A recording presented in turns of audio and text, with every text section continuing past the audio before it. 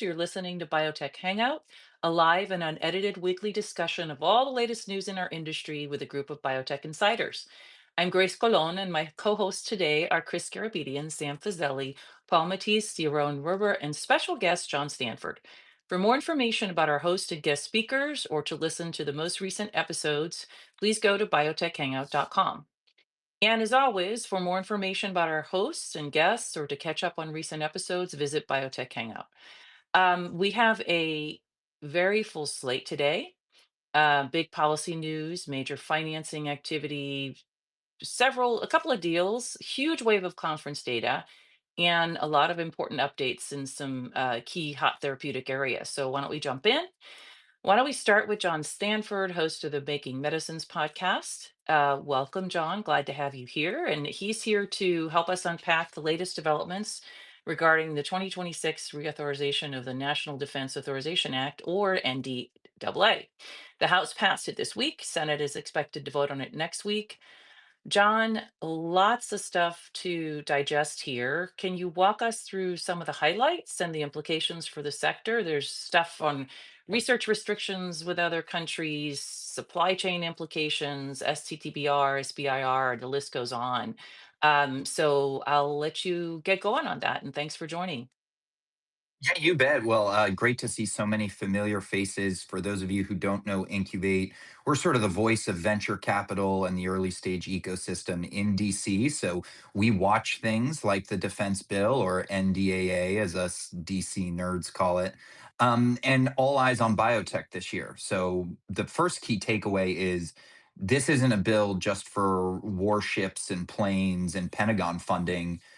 This is a clear statement that biotech is now moved into the list of fields, along with quantum, hypersonics, AI, that frankly are viewed as a national security asset. And so that manifests itself in this bill in a bunch of ways that I'm going to try to get through without putting everyone to sleep. I mean, the first section, I think there's two ways to think about it. There's the good news, and then there's the possible constraints that we need to be mindful of.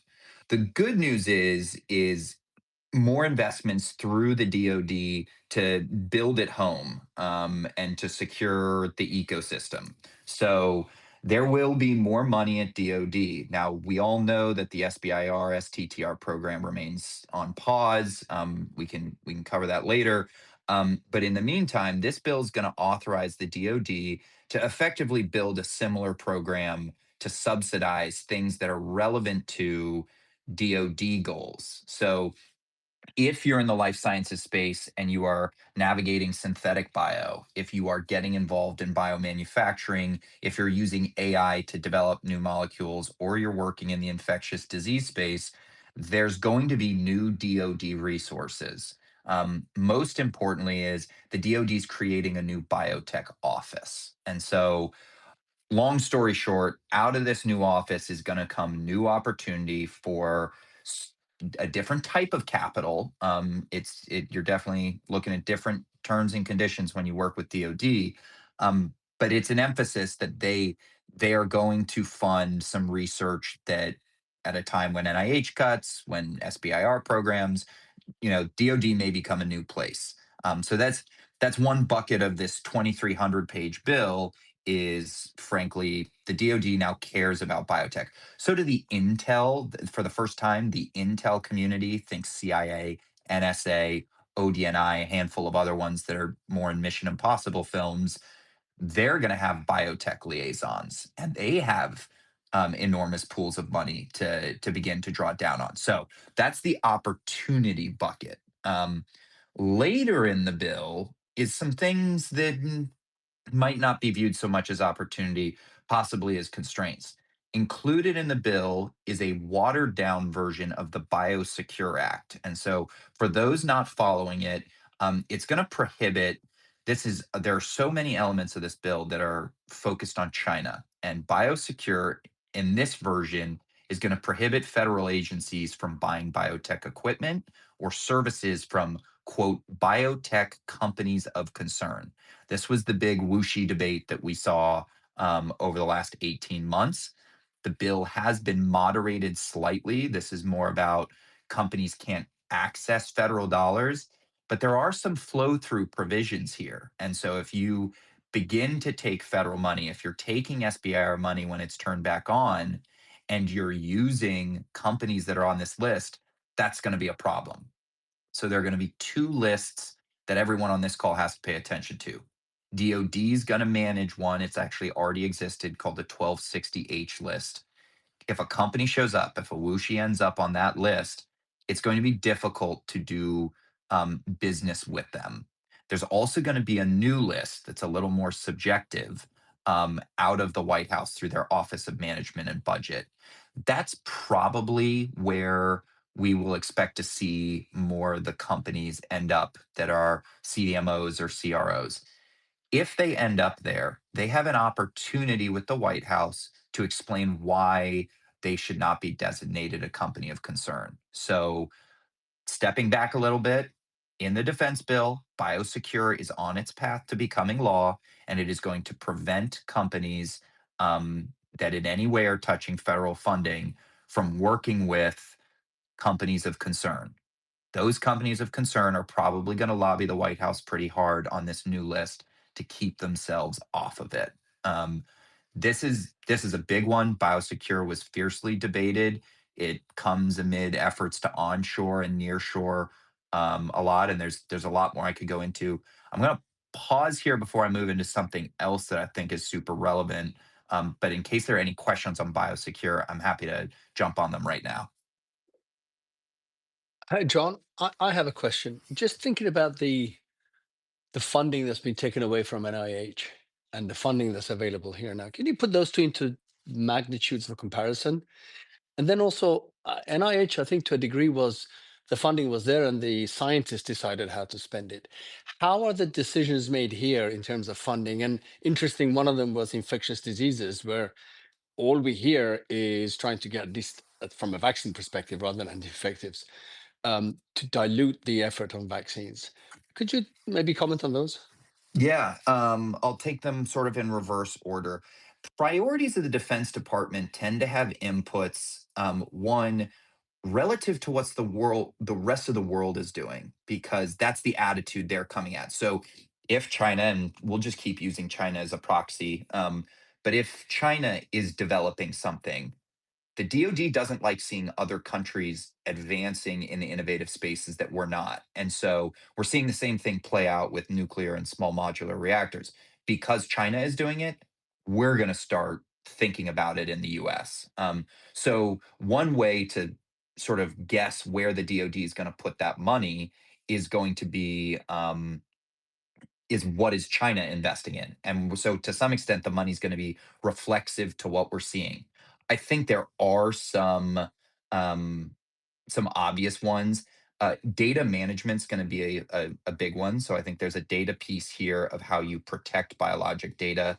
I think synthetic DNA and RNA is going to be another area of focus. But we'll also hear from DoD what their stated focus is going to be. In terms of scale, we'll see how much funding this actually yields.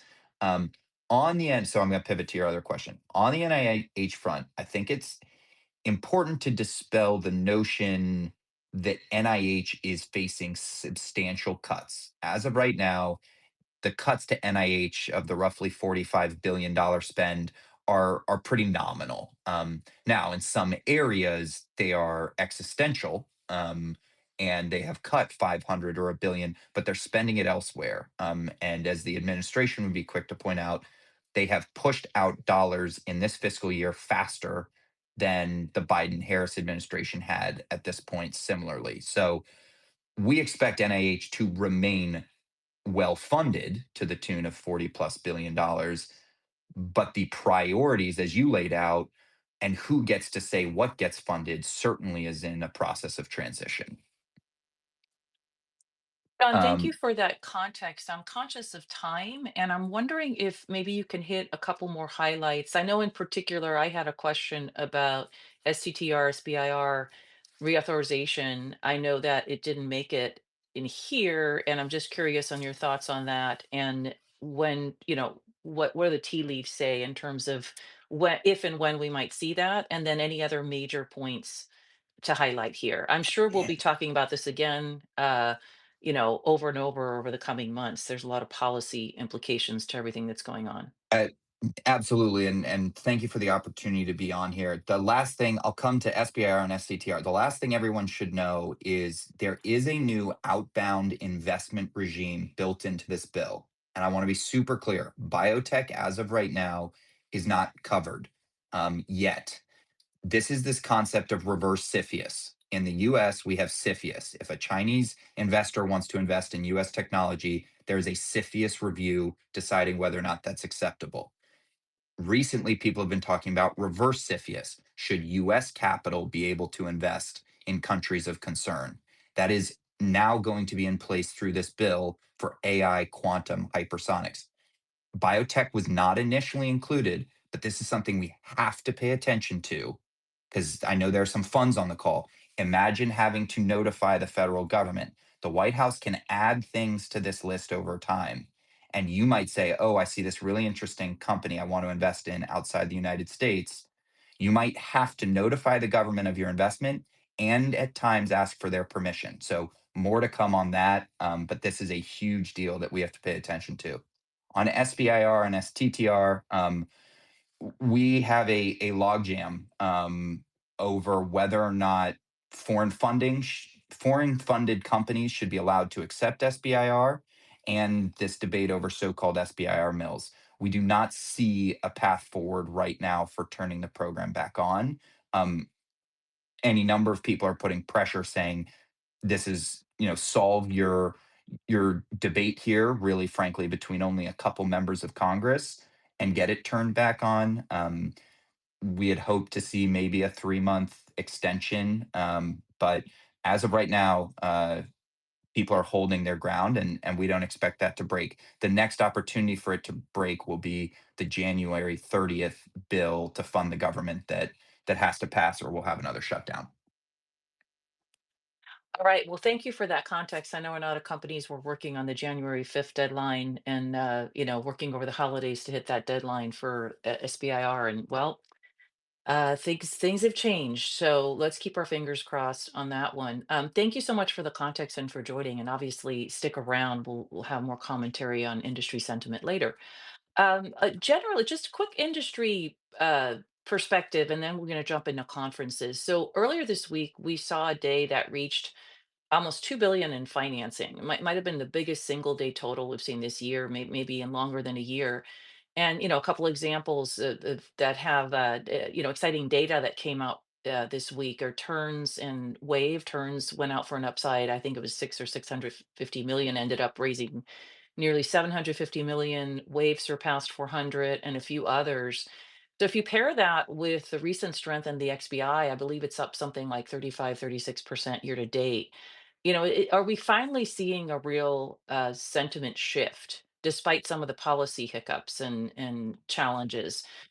Is this signal? Is it noise? What does it mean for 2026? I'd love to do a quick roundtable before we jump into the data, and then we're going to circle back at the end after we've heard anything and talk about some other industry sentiment stuff. So, who wants to start? Yeah, Grace, I'll start. These are the best signs we've seen in years, right? Follow-ons are really important. We've seen valuations start to tick up with more biotechs having more than a billion market cap, the lowering number of negative enterprise value public companies. Uh, like all of those point to really good signs going into JP Morgan. The one area that we have not seen yet is really the IPO window really opening up. And I think if we see, I'll just pick a number, 10 to 15 IPOs in the first and second quarter of 2026, I think it's going to be a really good year. Coupled with valuations, XBI, and just these follow-ons where there's definitely money going in. And I think part of that is anticipation that we're going into a hopefully a bullish year. I would just add, like, most of these, like you said, Grace, are on the back of good data, right? Like, I would also add, Chimera on Monday and Dyne, and I think that feels like fairly healthy for the space. I think investors sometimes balk at it more just in general, right? When a company doesn't really have like a direct sort of event and they're just like, oh, it's opportunity, but I think I think, we were talking about that Monday specifically, like on the back of strong data, like, a clear use of proceeds, right? Like an opportunity for more people to invest in something that has like a lower risk profile. Like, I think that's hard to argue with. And I agree with Chris, right? Like, I think it's a positive indicator, but still like very, very different than opening an IPO window, which we talked about last week. And Josh and I had really, really different estimates for how many IPOs were going to be next year. So Excellent. And anyone else before we jump into the Was it conferences? Josh at 100 and you at 50, or Josh was 50, you were 100? I had 15, which I felt 15. stupid after Josh said, well, I mean, I don't know, man. How many were this year? I like there haven't like it's been a great market this fall, and there's been what, two, like three? Like I mean I'm probably low, but Josh said 50 and I felt like that was high, but like I don't know. Yeah. I I mean, mean, we I don't. gave a really wide range. So this is a good opportunity for both of us to be wrong. So, what do you think the market could be? What wouldn't cause indigestion? Are there 50 good quality clinical stage companies out there So that can IPO?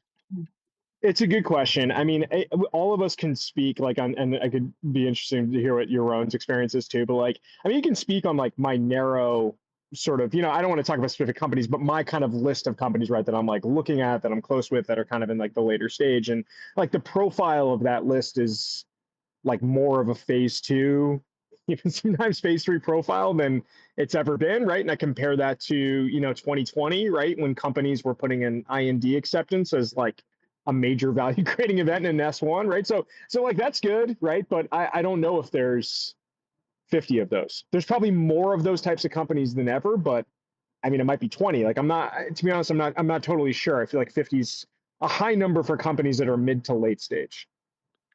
All right. Well, ladies and gents out there, place your bets and let's see what what happens next year. Certainly, we're seeing bigger pickups and bigger implications from good data than we were seeing earlier this year, for sure. So why don't we jump into? There's ASH, ESMO Asia. There's a number of conferences. Obviously, ASH was huge. Why don't we start with that? Yaron, why don't we start? You had a couple of competitive readouts that you wanted to highlight, in particular Lilly versus BeOne, J&J versus Gilead.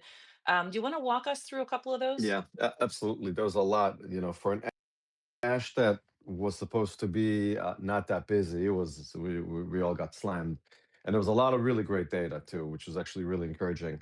So the first one is Lilly against B1, the battles for the BTK inhibitors.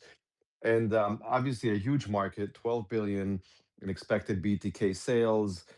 The old one, as we all know, is Imbruvica from J&J. That's a really sitting a lot of share. And B1 is now the global, officially on a quarterly basis, now the global leader, both in the US and ex-US, by virtue of their having showed superiority against J&J's Imbruvica. So Lilly released the anticipated data in first line and second line.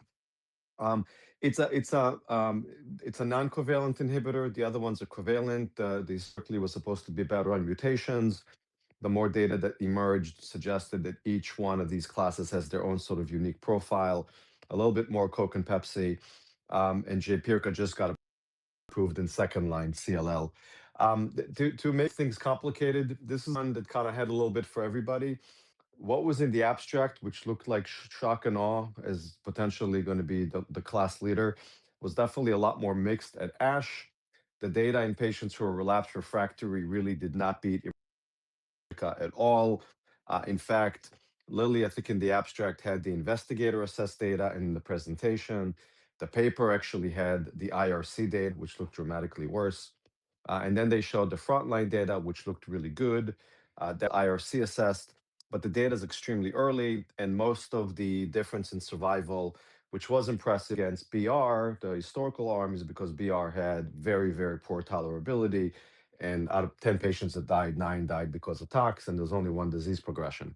So, bottom line, putting it all together, um, I think there was a lot of sentiment that people will still start with the covalent inhibitors first because they did actually, Brukinza did beat cleanly Imbruvica in the relapse refractory setting.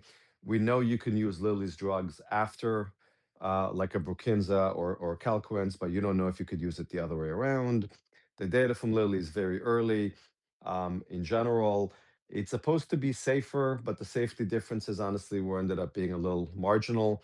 And then finally, B1 has a monster pipeline in CLL, including a BCL2 inhibitor in combination and a BTK degrader. And frankly, they've moved their BTK degrader now to be tested head to head against Lilly's drug. So this is going to be fireworks for a while. Bottom line is, you could argue B1 is no longer the absolute leader with no competition at all. Lilly will be competition. Lilly says that they're going to be doing extremely well. I think other people think they're not going to do quite as well. But B1 really has an amazing pipeline. So this is going to be an exciting area to watch. That's great, and I know we'll hear about Lilly later. They have a big, lot in the bank to spend, and I know Chris is going to talk about that a little bit later. So they're probably Yeah. going to be beefing up their pipeline. And do you want to talk about J&J versus Gilead? Yeah, so then there's the J&J Gilead or J&J Legend against Gilead Arcellx on the CAR T BCMA battle. And this was a bit of a tough meeting, I would say, for J&J and Legend. So remember, J&J and Legend are the only, well, they're not the only, they're the leading CAR T for BCMA and myeloma. Their efficacy has been absolutely tremendous. I think it's actually the biggest CAR T for any cancer right now out there, growing extremely rapidly, and had a huge civil benefit in second line, but they're capacity constrained, and that capacity constraints are going to end come early next year. But they do have some noticeable toxicity, and it causes low rates of Parkinsonism, let's say kind of 1 to 3% Parkinsonisms and neurotox, and a 0.5% rate of immune-related enterocolitis, which could be fairly bothersome. And there were some deaths initially. I think the deaths have really gone down. They know how to manage it now, but it does require hospitalization. The drug from Gilead, anito-cel, does not cause any of this toxicity. They're going to file early next year for fourth line. The label right now from Carvykti is second line. It looks considerably cleaner, anito-cel. There's debates about efficacy. They released 2-year survival data claiming that it looks better, but the data is extremely premature. They didn't give the curves. They have lower CR rates, and J&J has now showed what the comp data could be, and the bar is very high in efficacy. So we think they're probably going to be the same on efficacy. But bottom line, what does this all mean? Clinician feedback is when anito-cel comes to market next year, because it's safer and it doesn't have any of these issues, it's really going to be probably the preferred drug. It's really going to have a fourth line label, and that's the issue. It's going to be very hard to, if not extremely, extremely hard to use it off label because there's no data, there's not going to be coverage. So, J&J will grow really well in Europe. They'll grow in earlier line settings. About a third of patients are high risk, and they'll take the J&J drug because it shows survival. But anito-cel over the time, unless J&J could figure out what causes exactly this T cell expansion and really control it, anito-cel will continue to get more and more market share as they expand the label, but it's going to take time. Okay, great. Thanks. And Sam, I think you were tracking AZ's CAR T data. Do you want to talk about that? Yeah, sure. It's quite interesting just picking up from where Yaron left. I'll come back to J&J later because they might, it's Legend who's most at risk here, of course, because J&J has got a whole bunch of other stuff to talk about. And of course, we'll get to what I think was the standout data at the conference, which is the Majestic 3 data, which I'll come back to. But the Astra's CAR T, remember, the Astra's coming to this space. They're not really in myeloma. I mean, they're not in myeloma. And they acquired a Chinese company called Gracell, where 2 or 3 years ago, data at ASH, or was it ASCO? I can't. They all merged into one another after a while in my brain.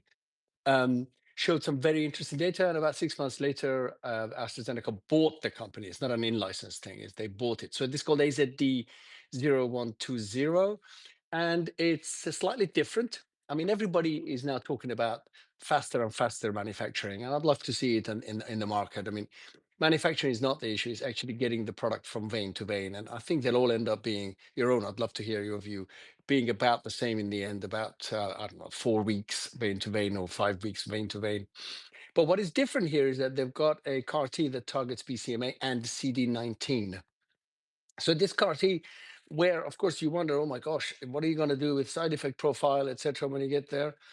They've got data that they presented in two sets of patients, which was groups of patients, which was quite interesting, particularly the second set that came, I think, after the later line setting. In that, the idea here is that BCMA does the job for the plasma cells, and CD19 should go after some of the progenitor cells that are in the bone marrow. That's the idea, or generally some of the progenitor cells, and so therefore you should get a deeper, longer duration of response, or deeper response, etc., and more patients being, I don't want to use the C word, but potentially cured, depending on how long these things go. So of course they first presented the data. These are small trials, right? But then let's not forget that Johnson & Johnson did the deal with Legend on the basis of a very small trial data set. So, and in CAR T, I think you get a good feel. What you don't get is what the duration is.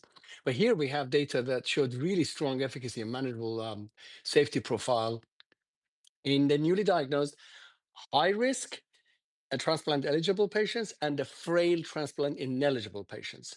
So it's slightly different subgroup than just the standard newly diagnosed patient group. So, and the follow-up is 36.5 months. Of course, it's a China-based trial. And what we ended up with was 36-month OS of 89%, which is pretty impressive in my view. And there's really not much to compare it with, because not a lot of these parties have gone that early, to the point that when we had the audience, the chair of the session said, is this something that you could see potentially displacing ASCT, which is autologous stem cell transplantation that nobody really likes. And of course, it's too early to say that, but there are real trials that are ongoing with Carvykti that are trying to literally ask that question. Can you displace ASCT? Do you get a better outcome, etc.? Which I think, I don't know. My gut tells me that's the scientific one, right? My gut tells me that it's going to do better, and I think that this therapy is going to come earlier. And so AZ is out there with this data, and I think they're in late stage development. Toxicity profile wasn't particularly worrisome given relative data that we know, and this small patient sample. And of course, then they had the later lines where we can start comparing with CARTITUDE-1. And again, I think that they did show that they have with decent follow-up, a complete response rate rising to 78%. I mean, this is 3.9 months here, right? Versus 33% of the 1.4 months, but it's trending toward the early sets of data that we got from CARTITUDE-1, and looking very, very good. So again, is this another thing for Legend to worry about? Of course, it's a while to come yet, and you end up in a situation where Legend might be, and Carvykti might be much earlier. So the dynamics in CAR T are going to be quite interesting. And just before I go on to Johnson & Johnson's Majestic 3, I just wanted to hear what Yaron had to say about any of these. No, I totally agree. And then, of course, there was also the BCMA GPCRD, or the GPCRD from Bristol CAR T. But then one of the stars of the show was the Colonia. It's an Yeah. in vivo BCMA CAR T. Early data, but so it's in vivo. There's no need for leukapheresis, no need for conditioning. Literally, you just put a vein in the patient and give him the lentivirus, the fusogen, and it was 4 out of 4 MRD negativity very quickly. No, essentially ICANS, very little CRS. So, and there was no infection of anything off it at all on the T cell side and the macrophage side or on the cancer side. So, really, really interesting. Early, obviously, needs to get followed. This is going to be a hot area, and there's going to continue to be innovation Mm. with that question. And of course, Yaron, that's licensed to Johnson & Johnson. So, So at least, yeah. So the J&J, you're right, has a broad collaboration, but don't have rights to that drug To at that this particular point. one. I'm So saying what because what remember, yeah. Yeah, yeah. And so what's going on here? Look, I love the data. 4 patients. We went from 3 to 4, and we got another 100% essentially ORR. So that was good. So it was nice to see that from the abstract to the actual presentation. The one thing was the fusion reactions, which I'm assuming they can manage. And you essentially have a gene therapy here. So everyone's got to just worry a little bit until this gets through to lots of patients and we see how it all looks like. And durability is the key here, right? We don't know what the durability of these in vivo CAR Ts are like. And this just proves that we're going to keep having to go to ASH and we'll keep following these data, which is really great to see in the myeloma space. So Grace, do you want me to move on to Yes. J&J's J and what? J and Yeah. yeah, kind of the broader area, the bispecifics, trispecifics, and I think you were also going to talk about sort of infection risk in this whole, Yeah. so kind of the broad field. But yeah, start with the great J and J data. It was pretty impressive. Yeah, it was. I mean, even before you could take the Cartitude 4 CAR T Carvicti data, and you knew where at 30 months the overall survival was, or progression-free survival was, and here, sorry, OS data was, and you can look at it, and this was way above, right? On a this is Darzalex plus teclistamab or Tecvayli in patients with median lines of therapy 2. So very similar to the Cartridge 4 data, which is also Johnson & Johnson's. And and the control arm was very similar. And actually, control arm performed really, really similarly. 26% in Cartitude 4, PFS at 30 months. Here we had 30% at 36 months. OS was in line. So a well-controlled study. And I think you would say that you're dealing with a trial that was and it's quite large, right? This is not some phase 2 or phase 1 trial. So 290 patients roughly in each arm. So it compared Tecvayli plus daratumumab versus daratumumab triple. So either pomalidomide or and dexamethasone or Velcade and dexamethasone. And what did we end up getting? I mean, phenomenal. OS rates of 83% at 36 months versus 65% on the triple. And that OS rate compares to 76% at 30 months with in Cartitude 4. And then the higher than CR response was fantastic. The MRD response was similar again. So really, you've got something here that could stand up to the CAR Ts, if you want to, for want of a better phrase. Side effect profile, well, different, right? So we get CRS for both, we get ICANS to a degree for both. What we don't really get is very serious, lots of grade 3 issues in terms of neurotoxicity. But what we did get, and you could see that in the Kaplan-Meier curve for OS, is that an early number of patients, not a lot, but a few patients died because of the infection that this causes. So why is that? Because you're essentially chronically getting rid of your B cells, right? So which are the ones that are out there who are trying to deal with your disease. And if you get an infection. So that is what they need to address. And of course, this started during COVID. A lot of the patients died of COVID, but of course, that's still possible now. And IVIG wasn't necessarily part of it. So I suspect that when you talk to physicians, which we did, quite a few of them, because the excitement was quite high here, their view was that with decent IVIG, which is now subcutaneous available as well, you should be able to manage this toxicity. So let's see how this goes. This is up for FDA approval in 2026, if I'm not wrong. And it's going to be very interesting to watch this dynamic. And then Arcellx, which of course is later line therapy, at some point is going to have to come and compete in this space, or the CAR Ts are going to compete in the same space.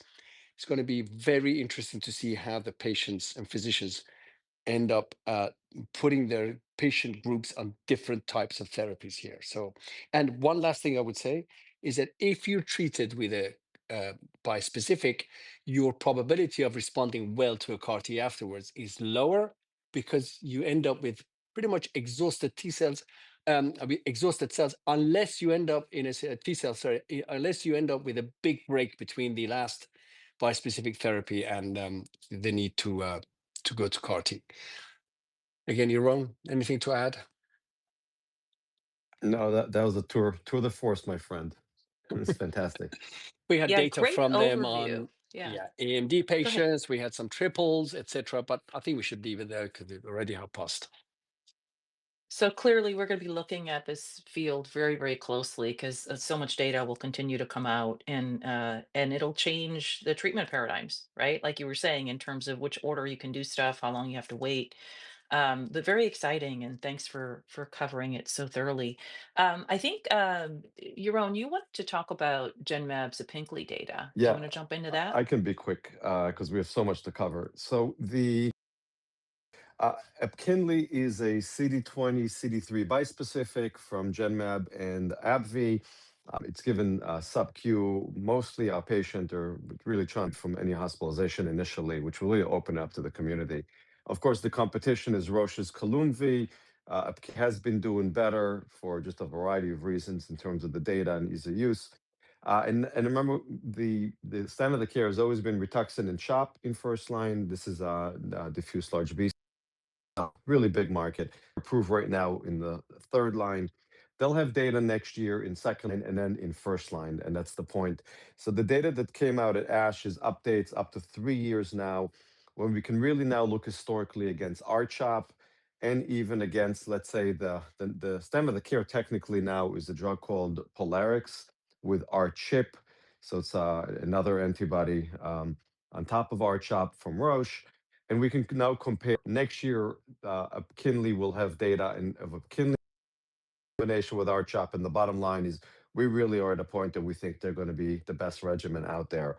And that's based on the data that we saw in our consultants, and that's going to be important, obviously, for the companies. And it will really provide amazing innovation for patients, especially if they could move the whole thing to be outpatient and with no need for initial hospitalization. A year later, Roche will come up with their new data, which is now going to test everything together. Their Columvi, they're basically bispecific on top of Polarix with R-CHP. So at that point, we're talking about like a cocktail of like, 5, 6 drugs together.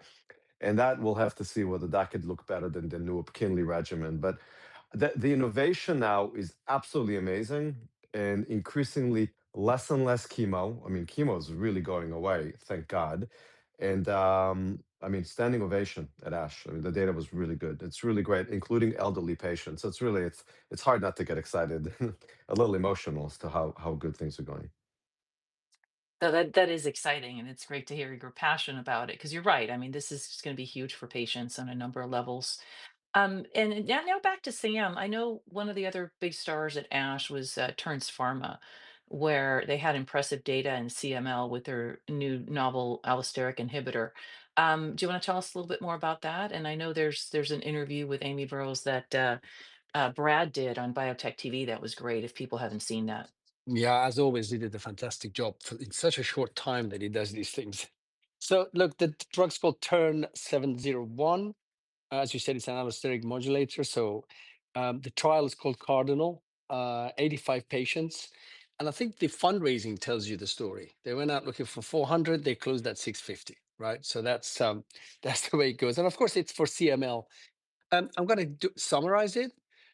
We've got a once a day drug, which is better than where the standard of care, which is Siminib from Novartis is. You can have it with or without food. Again, better. Tox looks better. No DLTs, no pancreatic toxicity. Efficacy looks better. That's obviously not in a head-to-head. It's in as we always do. All of these things we've been talking about is cross-trial comparisons, of course. So and the efficacy measure here is MMR. And so in this particular one, what was nice to see is that 43% MMR response in patients which had prior asciminib, either dropped off because of lack of efficacy or tolerability, and then 50% in prior TKI exposed. So really, not much else needed to be added here. I mean, the market's already there. We know what the market's worth, given what we see from Novartis. They created the market. And so let's see where turns goes. Is this the market that BeOne Therapeutics registers phase one apologies. Certified in elranatamab and relapsed Apologies. myeloma. Sorry about that.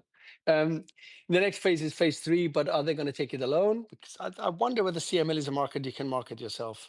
Will they, or will they even have the option because the data's maybe so good that someone else might get interested? Again, Yaron, did you want to add anything? Or No, Paul? perfect.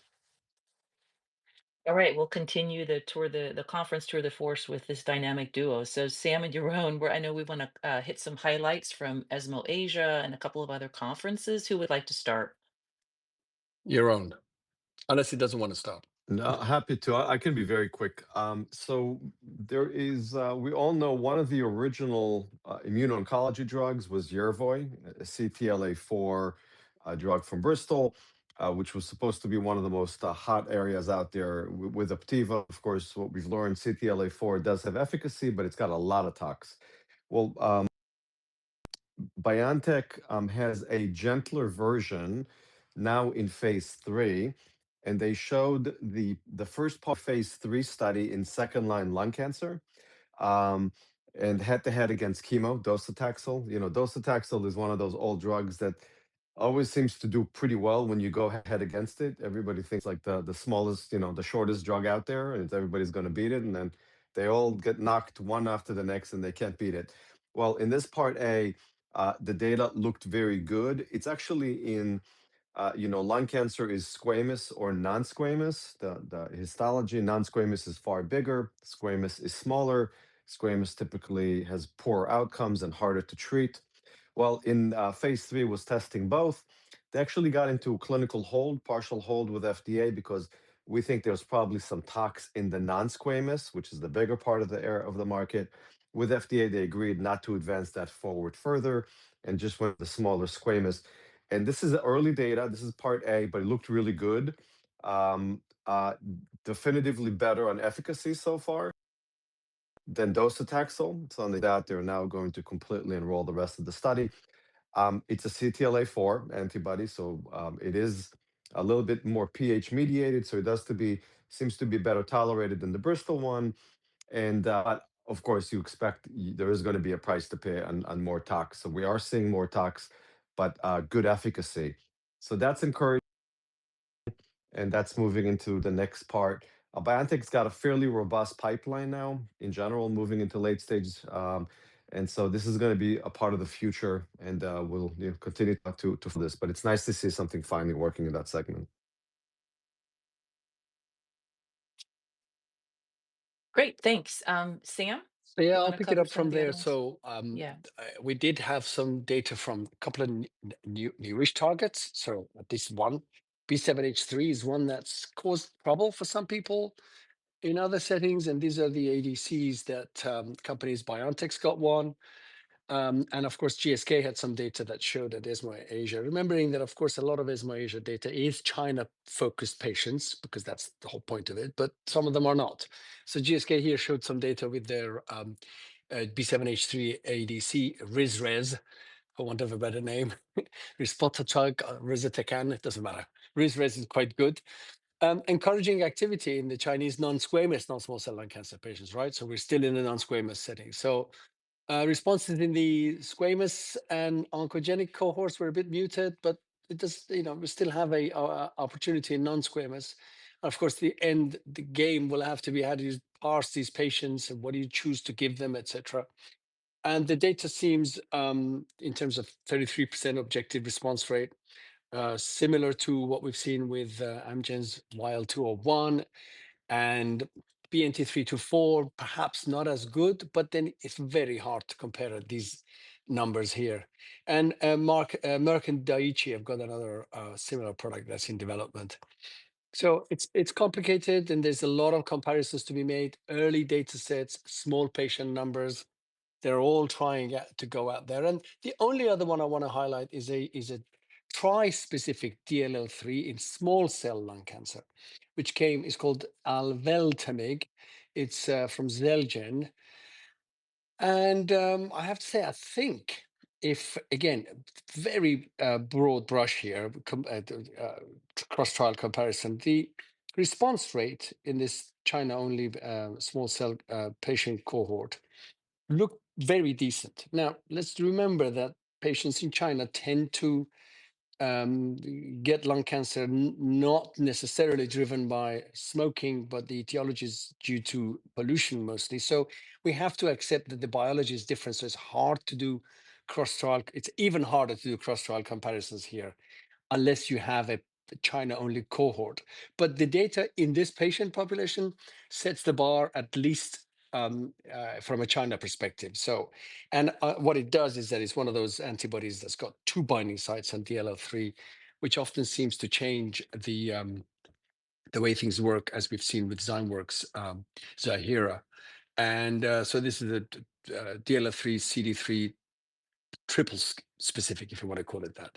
So that looks quite exciting, and another one added to the large list of DLL3 targeting agents, both ADCs and bispecifics. I'll leave it there. Great, thanks. And either of you want to quickly address the CG oncology data at SUO?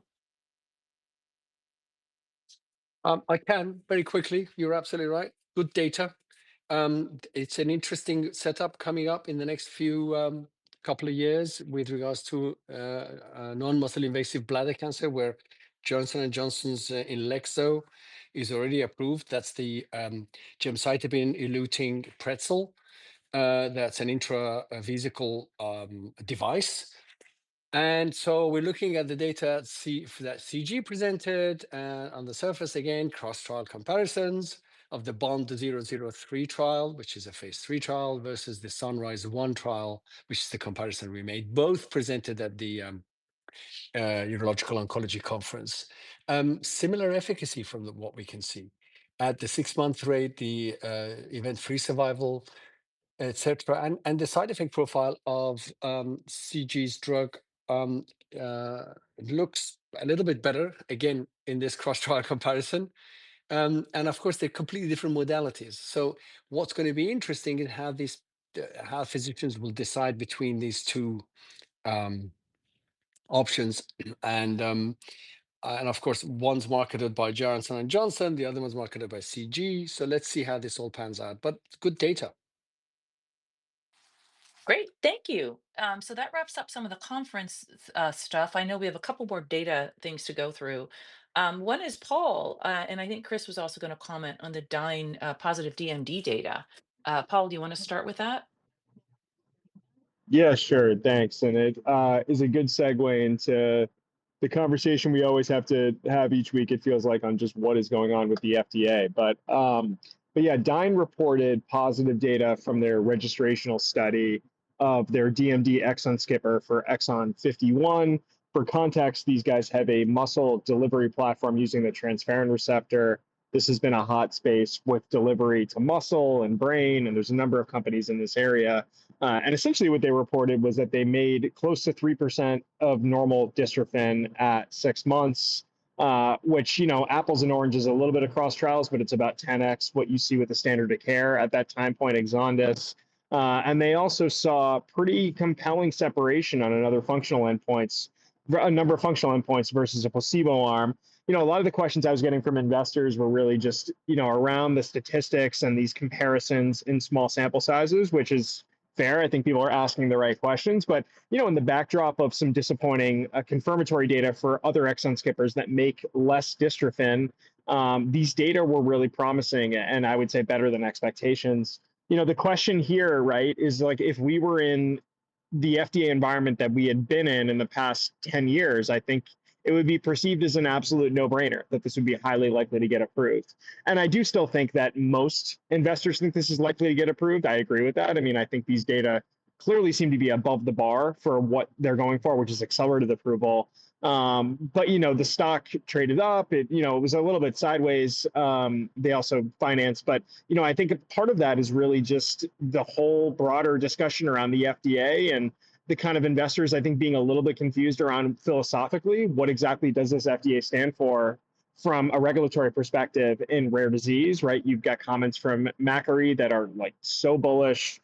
You've got certain actions that are confusing. You have comments from Dr. Prasad. We don't have to rehash the whole thing, but Dyne has kind of become intertwined with the regulatory debate that I think we've talked about pretty much every week I've been on the show this fall.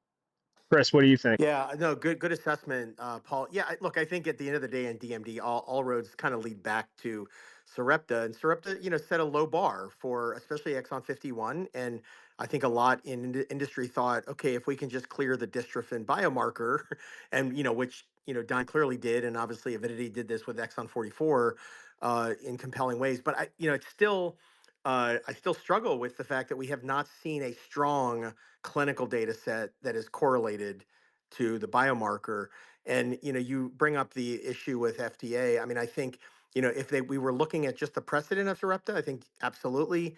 I think what are their true feelings about the exon skipper data of Sarepta? Would they revisit the strength of data that they want to see for approval?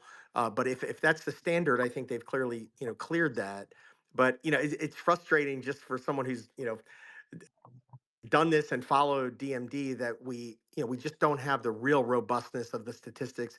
Part of that is sample size, but part of it's effect size as well, of just how much of an impact you can make in 6 months or even 2 years. Yeah, 6 months is such a high bar. Hey, Chris, can I ask you a Yeah. question? Because, like, I think investors on the Dyne side, right, are trying to figure out, like, okay, like, how is Dyne sort of exposed to what the outcome is with Sarepta, right, with a couple of these confirmatory studies failing? And I know Sarepta, has maybe a different depiction of the data and is going to talk to the FDA. I guess, like, from my perspective, right, like, Exondys hasn't failed in a confirmatory study. So if it hasn't, I don't see how that drug could get pulled from the market based on a different exon skipper failing. And if it's not pulled from the market, like, what would you see as the path for the FDA to reject something that is clearly making more protein and looks like it's Yeah, no, safe? I think you're exactly right. I mean, look, if you go back to the original Sarepta controversy, and I lived this front row seat, is that they rejected our path to an NDA because Prosensus trials failed and PTC's trials failed. And they tried to extrapolate that. And we said, no, that's, we called foul on that. And we said, you should look at our data, even though it's a smaller data set. So I think that the meta question is, are we going to see different criteria coming out of this new FDA that would throw everybody off? But I think, based on precedent and based on how you've described it, I think, yeah, the conventional wisdom is they're going to get approved. I think it's really hard to tease out where the market sits on this. And you're closer to it because, $3 billion market cap, a lot of that's driven by, the DM1 program. And so it's really hard to tease out what this DMD program is really driving in terms of, the stock price. Yeah, I mean, I think it's a polarizing topic. Like, I think there's people who totally agree with our conversation. I think there's investors who throw their hands up and say this FDA is Yeah. unbettable. Yeah. Well, on that note, I know that we'll continue to monitor that topic in the coming months and years. And the other topic that we always hit on, we only have a couple more minutes today, which is obesity. There's a deal, Pfizer Fosun deal for a phase 1 asset worth up to $1 billion in deal value with 150 million up front. And then there was some data from Structure Wave and other data. I know, Paul, you wanted to cover Wave. I don't know if Sam, you want to start with the deal, then we'll jump into data real quick. What are the top highlights? Yeah, top highlight is that it's an asset that comes out of one of Fosun Pharma's subsidiaries. Just for if anybody's interested, I did a podcast with the global head of R&D for Fosun Pharma on our Vanguards of Healthcare podcast. So you can go and listen to how they're structured. This is Yao Pharma, and it's a small molecule. It's a true small molecule, GLP-1, and it's in phase 1. I've tried to squeeze some data out, but I can't. There's no data yet, but I think we might get some by the middle of the year. 150 million upfront and up to 1.94 billion milestones and, of course, tiered royalties. So what would be interesting is to see if this ever gets covered by what we were just talking about right at the start in terms of the US companies buying, financing, putting money. I don't know how this would pan out with that not BIOSECURE. I can't remember what the name of it was. But anyway, so that's a good that was a good deal that came out. And then we had some data pretty much every day, I think, right? Um, did you want me to cover the data as well? No. Sure. Why don't you hit the highlights? I know we only have about 5 more minutes. And then Yeah, I know sure. Paul wanted to cover Wave. Go on, Paul. Go ahead first. Sure. I mean, it's a fun topic, right? And I can be really quick and throw it out to the group because Adam Feuerstein, I guess a friend of the podcast, right, had a pretty interesting, provoking, and funny headline on the data. But yeah, Wave reported single dose data for their INHBE program. This has been a target of interest in the obesity space. They reported a 9% reduction in visceral fat, almost a 5% reduction in total body fat, and an increase in lean mass. And, at a high level, right? I mean, I think this is directly addressing, I think one of the issues people have with the GLP drugs is that, they have this benefit on outcomes, this benefit on body fat, right? But also maybe a negative benefit effect on muscle and just kind of exercise capacity and things like that. So conceptually, this looks super, super interesting. I mean, it's very early. It's early data. The stock went up a couple 100%. But I think what Adam pointed out in his article was that total body weight did not go down. I think it actually went up a little bit, right? And like, these are small sample sizes, right? Like also there's certain, I think, wonkiness with placebo as well. And so, I mean, I think it was kind of a thought-provoking point that just like these data are really interesting, but what is the actual regulatory path here? And, is this early data set ultimately replicable? I don't cover Wave. The tone of his article was probably a little bit more negative than how I feel about this initial data, but it's an interesting debate nonetheless, right? Because I mean, I think on the one hand, you could say this is, directly addressing a deficiency in the standard of care. I think on the other hand, you could kind of say, okay, it's a small data set, and maybe there has to be like a different type of regulatory path here teased out. See, Paul, I've looked at Adam, and I'm a big fan of his. I think our headline was better.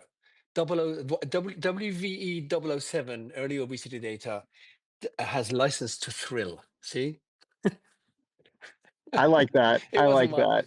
That's pretty good. I mean, he called it a gym bro That drug, was which I quite thought good. was Yeah. like kind of funny, But yeah, no, I mean, look, it's like, I mean, what do you think, Sam? Like, I Look, think, I mean, I read everything that early, Adam writes, and I read a lot early, of your guys' stuff too. Like, are you early bullish on data. it? Early data. A kind of well, no weight loss was observed, which of course you could argue with the fat versus muscle, etc. But early data, and I think it's the safety profile seemed clean. Let's see how this pans out and how it fits with the in the current massive obesity pipeline, right? Which of course was then we had Yeah. Arcellx from China with some weight loss data with their GLP-1, and then retatrutide, triple G that came out that people got a bit confused about because of the dropout rates and all that. But a whole bunch of the dropouts was because people were losing too much weight. And we knew that already. So I think the Lilly data for triple G came out actually better than I thought it would. And Lilly has always positioned it for patients that are very obese. So it would be interesting to see how this pans out all. But certainly no day goes by that obesity doesn't have some news or something. All right, guys. Well, we have, Okay. yeah, Sounds thank good. you guys so much. There's a lot to unpack there. And I know we only have another minute. I need to wrap up. Let's go around the room. I would like to ask you guys to each from 0 to 10, how optimistic are for biotech next year? And don't condition it. Just give me a number. Chris, you want to start? Yeah, I'd say for next year, I'd give it a 7.5. Ooh, okay. Sam? Hang on, I was going to think. I hope he doesn't say 8, which he kind of did, right? But I'm going to go with 8. Okay. Paul? I was going to go with 8 too, Interesting. but you know what? I'm going to go with 7.7 just to split the difference between these guys. 7.75. The price is right. Your own? He's He's think given up. he's given up. Oh, I think he had to step off. Okay, that's fine. Well, that's He's very asking ChatGPT. yeah, exactly. We didn't have time to go into along these lines, the endpoints 100 survey and the new their new biopharma sentiment index. I know Chris, you wanted to cover that. Can we catch the panel replay somewhere? Yeah, I think that the archive is available. But the basic quick summary is that the investors are the most bullish, then followed by biotech professionals, then followed by pharma, and lastly, academics, obviously, because of the NIH cuts. But overall, it's moving in the right direction, consistent to what the whole panel has said. It's looking more bright for 2026. Let's hope that's true. Awesome. And it turns out that the BPSSI, I think out of 100 was 7.8, which or 78, which aligns very well with what you guys predicted. So I think we're going to have to wrap it up now. Thank you to all of our hosts, co-hosts, special guests, and everyone who's listening. Before we wrap up, it's that time of year again, and Biotech Hangout will once again be hosting the in-person networking event at JPM on Tuesday, January 13th from 7 to 10 at Persona. Same location as the past couple years. Hope to see you all. Thanks to our gold badge sponsors, CFGO and Incubate Coalition, and our blue badge sponsors, FTI Consulting, Catalytic Agency, and Miss Pro. Be sure to RSVP. We'll reshare the registration link in case you missed it. We're back next week for the last show of 2025. And if the last few weeks and months are any indication, they will be surprises.